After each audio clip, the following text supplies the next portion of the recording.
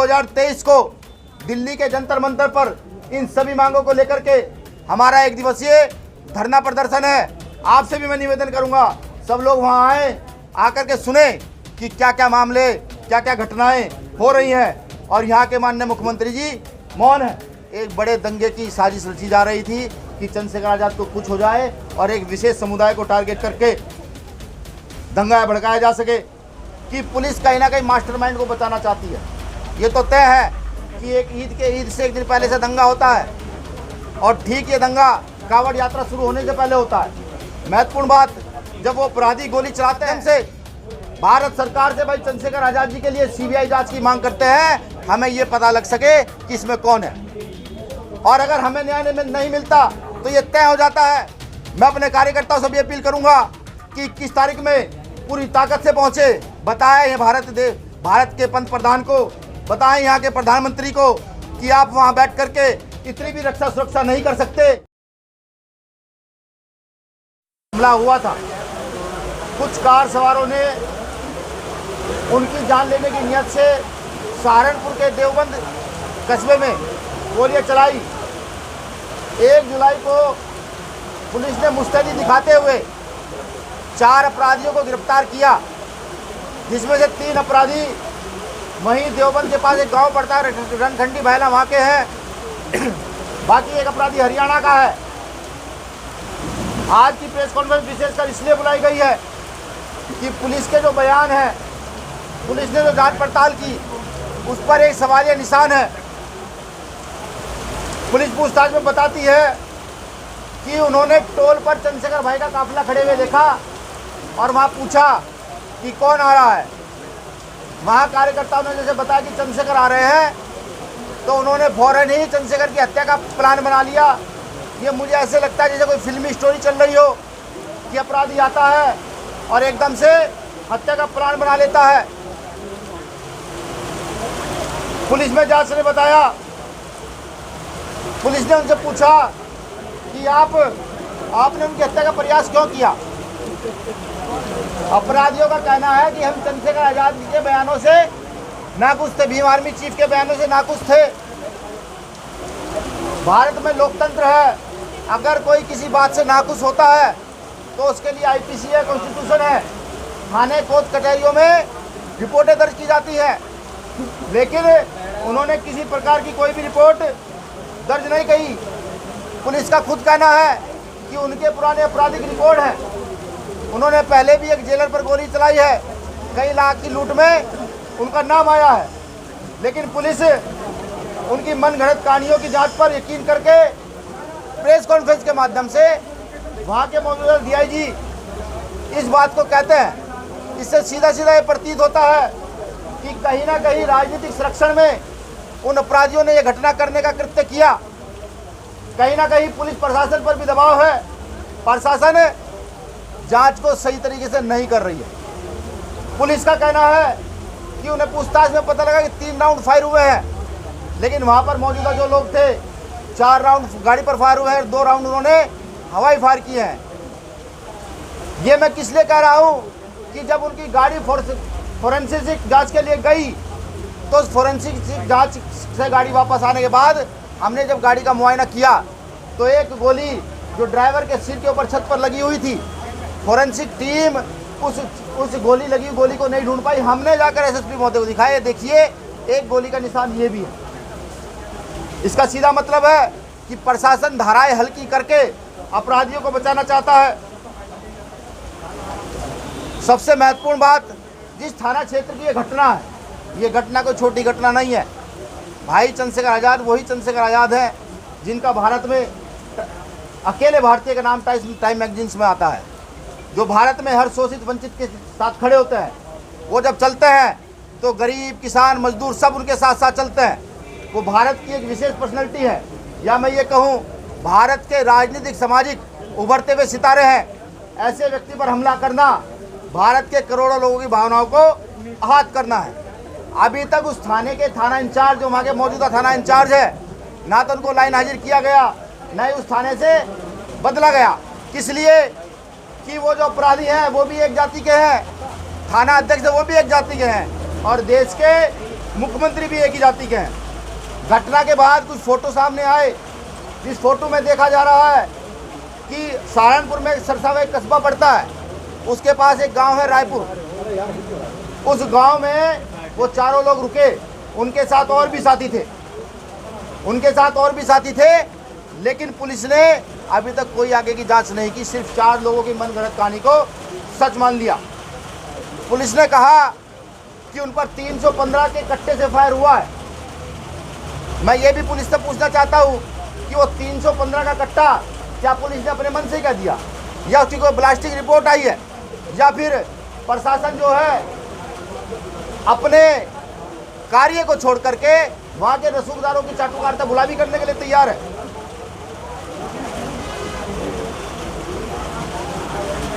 चाटुकारिता गुलामी करने के लिए तैयार है। कुछ साथियों ने यह भी बताया कि जानकारी मिली है कि पिछली 26 तारीख को चंद्रशेखर भाई सहारनपुर दिल्ली में थे।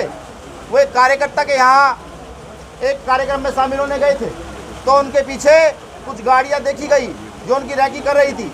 वो गाड़ियाँ कौन है, वो लोग कौन है, कहाँ से आए हैं, ये भी बड़ा सवाल उठता है। सबसे महत्वपूर्ण बिंदु कि ये कार्य ईद से एक दिन पहले होता है। ईद से एक दिन पहले चंद्रशेखर आज़ाद जी की हत्या की साजिश की जाती है। कहीं भारत के अंदर, पूरे देश के अंदर कोई जातीय धर्म के आधार पर उन्माद फैलाने का इरादा तो नहीं था। महत्वपूर्ण चीज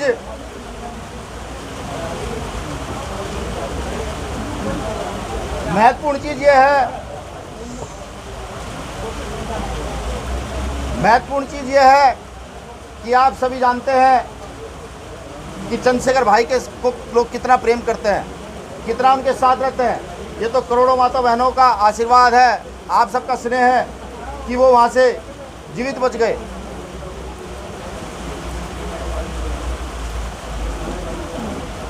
इन सभी बातों से ये महसूस होता है कि पुलिस कहीं ना कहीं मास्टरमाइंड को बचाना चाहती है। ये तो तय है कि ईद से एक दिन पहले से दंगा होता है, और ठीक ये दंगा कावड़ यात्रा शुरू होने से पहले होता है। महत्वपूर्ण बात, जब वो अपराधी गोली चलाते हैं तो गोली चलाने के बाद एक गांव है, वहाँ पर एक विशेष समाज का गांव है, गुर्जर समाज का गांव, वो वहाँ पर अपनी गाड़ी को छोड़ देते हैं। पुलिस कहती है कि उनकी गाड़ी का तेल खत्म हो गया था। जो लोग इतनी बड़ी रैकी कर रहे हैं, ये कहाँ से कतु बैठता है पुलिस का कहना कि उनकी गाड़ी का तेल खत्म हो गया था। और अगर तेल खत्म हुआ भी था तो वो अपने गाँव की ओर भागते, अपने गाँव से अपोजिट दिशा में जो गाँव है मीरकपुर, उसकी ओर क्यों भागे। इसका साफ साफ इशारा ये है कि कहीं ना कहीं उत्तर प्रदेश के अंदर एक बड़े दंगे की साजिश रची जा रही थी कि चंद्रशेखर आज़ाद को कुछ हो जाए और एक विशेष समुदाय को टारगेट करके दंगा भड़काया जा सके। लेकिन ये तो समय सही है कि ऐसा कुछ नहीं हो पाया। इससे पहले भी चंद्रशेखर आज़ाद जी पर हमला हुआ है, गौर फरमाइएगा। इससे पहले मुजफ्फरनगर में एक बार हमला हुआ, एक बार बुलंदशहर में जो उपचुनाव था उसमें हमला हुआ है। दोनों बार वहाँ के मौजूदा प्रशासन से पत्र के माध्यम से, माननीय मुख्यमंत्री महोदय से पत्र के माध्यम से सुरक्षा की मांग की गई। हमारी टीम लगातार एसएसपी महोदय से मिलती रही, डीएम महोदय से मिलती रही कि चंद्रशेखर आज़ाद जी की हत्या की साजिश रची जा रही है, आप जो है इनको सुरक्षा देने का काम करें। लेकिन उत्तर प्रदेश का शासन ना जाने क्यों इतना मौन है, जो अपने आप में दम भरता है कि उत्तर प्रदेश भयमुक्त प्रदेश है। मुझे ये लगता है कि माननीय मुख्यमंत्री योगी आदित्यनाथ जी इस चीज़ का इंतजार कर रहे थे कि कब इस व्यक्ति की हत्या हो और मैं संज्ञान लूँ। ऐसा ही मुझे प्रतीत होता है। अगर वो संज्ञान लेते, प्रशासन संज्ञान लेता, तो चंद्रशेखर आज़ाद जी को सुरक्षा मिल गई होती और अब तक इतनी बड़ी जो चूक हुई है ये ना हुई होती। इसमें विशेष जो हम चाहते हैं, क्योंकि पुलिस की इतनी गलतियां हैं, जब हम पुलिस को सुनते हैं, डीआईजी महोदय को सुनते हैं, चाहे वो राउंड लेकर गोली के 3 गोली बता रहे हैं, चाहे वो आधी बातों को छिपा रहे हैं, अब तक पुलिस ये नहीं जानकारी कर पाई कि अपराधी हत्या करने के बाद अंबाला कैसे पहुंचे। क्योंकि पुलिस ने बताया है कि अपराधी अंबाला पहुंचे हैं, अंबाला से उनकी गिरफ्तारी हुई है। वो अंबाला किस साधन से पहुंचे, पैदल तो नहीं पहुंच सकते। किसने उनको संरक्षण दिया, कौन उनको वहां से, जहां उनकी गाड़ी बंद पड़ गई थी या छोड़ दी थी, जो भी कुछ था, वहां से उनको कौन लेकर के गया, कोई ना कोई तो लेकर के गया होगा। लेकिन पुलिस ने जो शातिर अपराधी हैं उनकी मनगढ़ंत कहानियों को हकीकत मानते हुए सिर्फ बैठ करके मीडिया में उनके द्वारा बताई गई कहानी को बता दिया।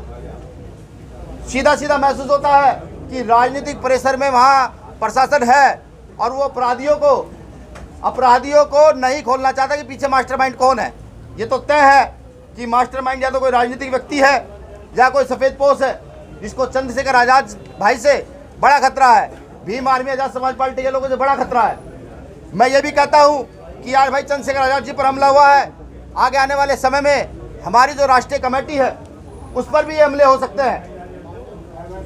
हम इन सभी चीज़ों को देखते हुए सबसे पहले तो आपके माध्यम से भारत सरकार से भाई चंद्रशेखर आज़ाद जी के लिए सीबीआई जांच की मांग करते हैं, हमें ये पता लग सके कि इसमें कौन है।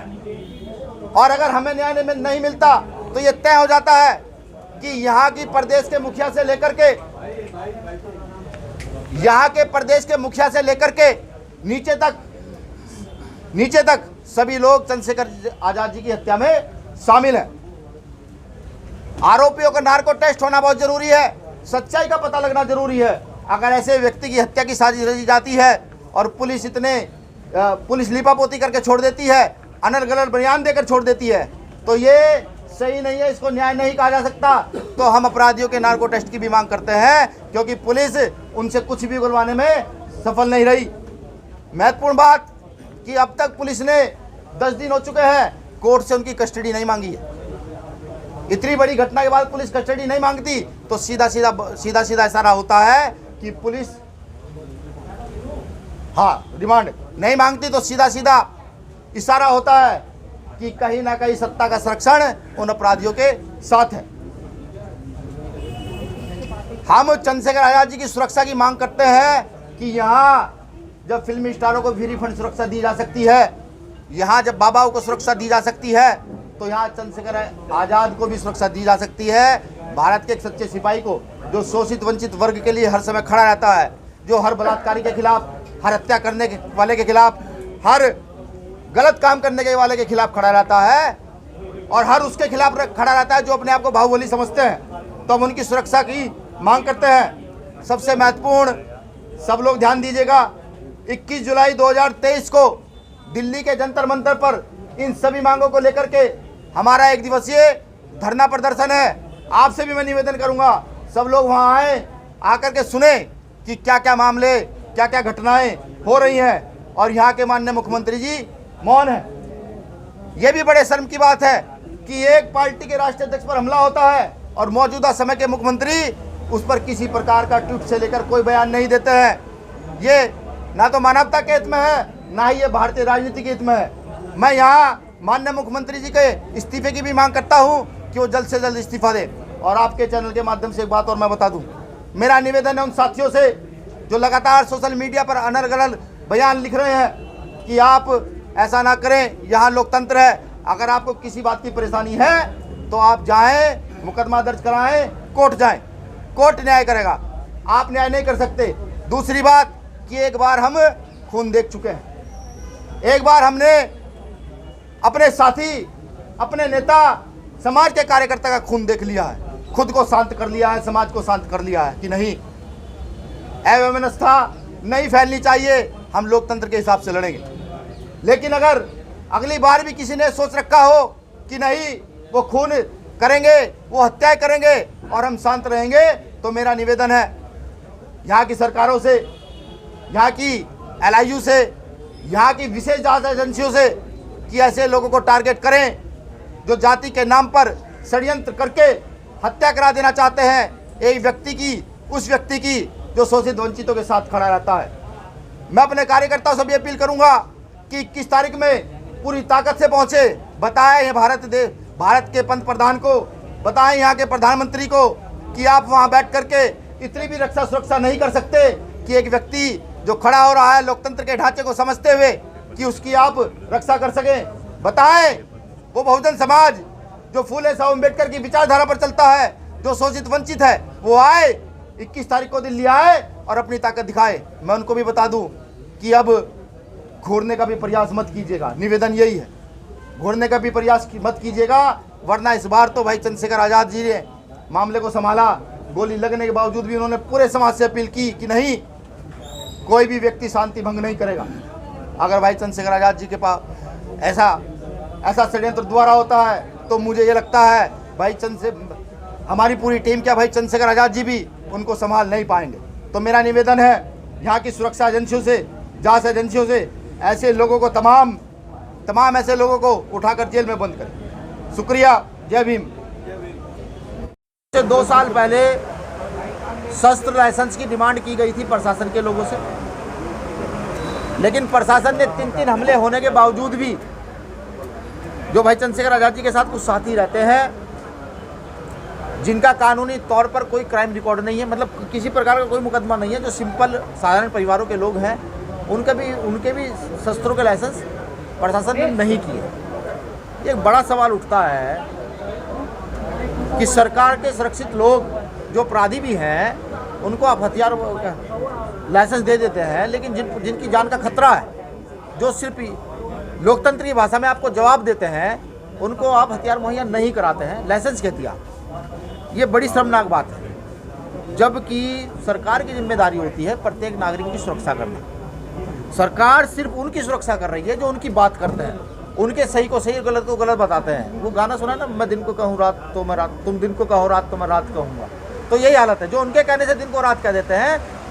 सरकार उनकी सुरक्षा करने के लिए तैयार है, लेकिन जो उनको लोकतंत्र का सही मतलब बताते हैं, जो उनको ये बताते हैं कि आप गलत कर रहे हैं, जो ये बताते हैं कि कोई भी घटना लोकतंत्र के हिसाब से, संविधान के हिसाब से या फिर यहाँ के आईपीसी के हिसाब से चलनी चाहिए, उसको आप अपने हिसाब से चलाते हैं, ये गलत है। मैं आपके चैनल के माध्यम से ये भी कह दूँ, क्योंकि अभी बहुत सारे लोग सोशल मीडिया पर ना जाने कितनी अनर्गल बातें हमारे साथियों को, सीनियर लीडरशिप को कह रहे हैं।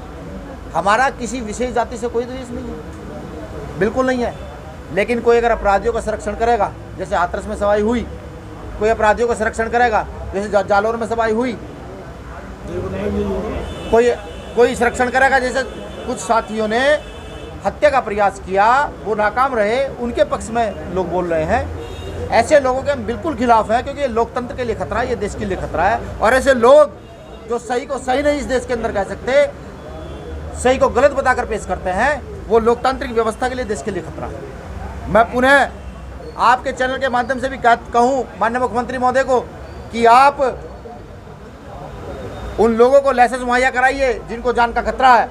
भाई चंद्रशेखर आज़ाद जी के साथ साथ अन्य भी राजनीतिक दलों के लोगों पर जो हमले हो रहे हैं, ईडी की जांच बैठाई जा रही है, फलानी जांच बैठाई जा रही है, उनकी भी सुरक्षा की जिम्मेदारी कहीं ना कहीं माननीय मुख्यमंत्री योगी आदित्यनाथ जी पर है। सीबीआई जांच की डिमांड, नार्को टेस्ट की डिमांड और 21 तारीख का प्रोटेस्ट, इनमें से एक भी जायज़ हमारी कोई नाजायज़ मांग नहीं है। और मुझे ये भी पता है जातीय द्वेष ज़्यादा है, लोकतांत्रिक व्यवस्था में भी आज जातीय द्वेष चरम सीमा पर है। मैं ये भी जानता हूँ कि इस बार भी माननीय मुख्यमंत्री कोई संज्ञान नहीं लेंगे। दिल्ली के अंदर जो प्रदर्शन आज तक हमारे हुए हैं, मुझे पूरी उम्मीद है कि उससे 4 गुना ताकत में यहाँ पर लोग आएंगे। आप देखिएगा इस आंदोलन को बचाने के लिए आएंगे। भाई चंद्रशेखर आज़ाद जी को बचाने के लिए लोग यहाँ पर आएंगे। देखिए, ये एक पत्र है